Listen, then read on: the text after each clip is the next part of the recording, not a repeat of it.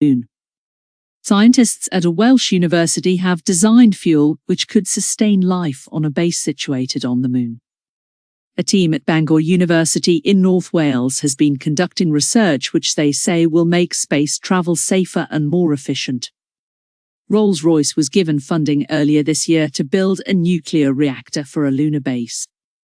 NASA's Artemis mission aims to put astronauts, including the first woman, back on the surface by the end of 2025.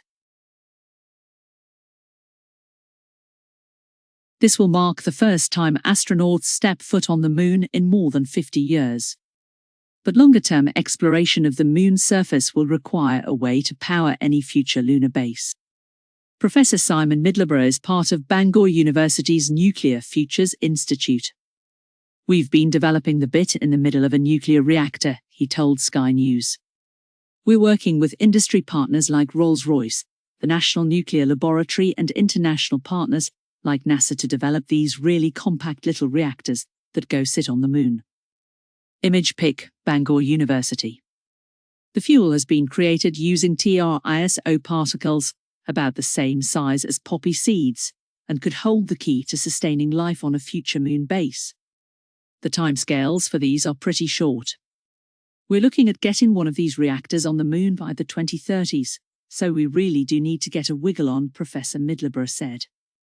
"What we've been designing is the fuel to power these reactors. It's not just an ordinary challenge, it's not just standard nuclear fuel that you'd stick into your commercial electricity generating reactor.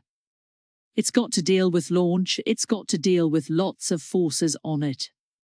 And it's then also got to be powering this reactor for 15 or so years. The fuel will be subject to further tests and regulatory approval.